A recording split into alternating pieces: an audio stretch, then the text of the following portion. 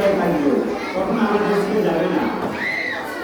আজ বুঝতে পারছি বিকাশ শব্দটা শুধু মুখে বলা সহজ, কিন্তু মনে আনা খুব কঠিন।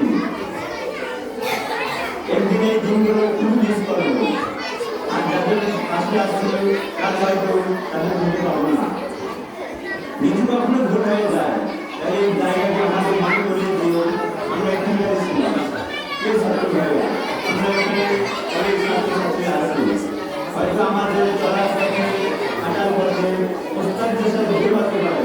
এই জন্য সকলের পক্ষ থেকে আমি ওস্তাদের কাছে ক্ষমা প্রার্থনা করছি, যেন আমাদেরকে সব ছাত্র ভাইরা এবং গুরুরা সবাইকে যেন আমাদের ওস্তাদরা আমাদের সবাইকে যেন ক্ষমা করে দেয়, ক্ষমা দৃষ্টিতে দেখবে।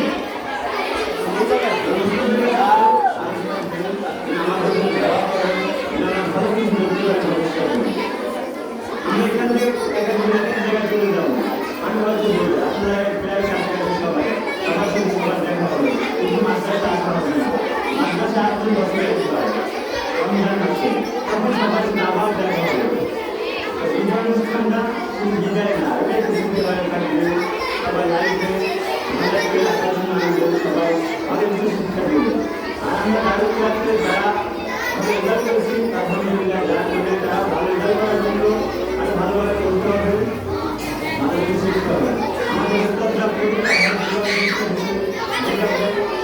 সব যেন আমরা ভালোভাবে আয়াত করতে পারি এবং ভালোভাবে ভবিষ্যতে চিন্তা করতে পারি।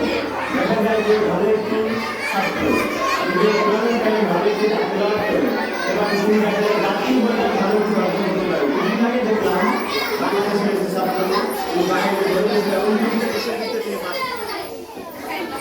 প্রথম স্থান অর্জন করেছে।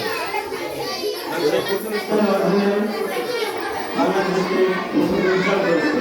তাই যে ছাত্র ভালোভাবে পড়াশোনা করতে পারবে তার প্রতিটা অর্জন করে প্রতিটা জায়গায় তিনি উজ্জ্বল করতে পারবে। এটা আমার দেখা, আমার লাইফে আমি যতটুকু দেখছি আলহামদুলিল্লাহ এতে অনেক কিছু দেখা হয়ে গেছে।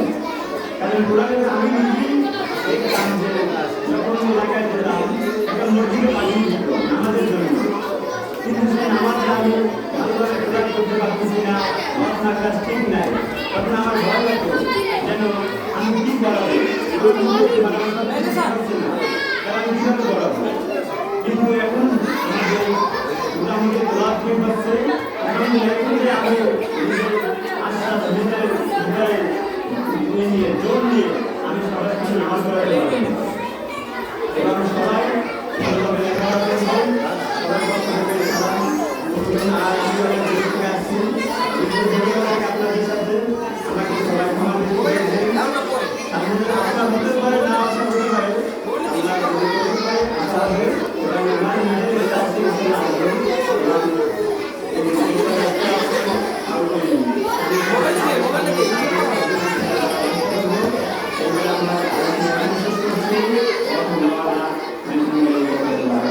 দেওয়া লাগবে তো ছবি।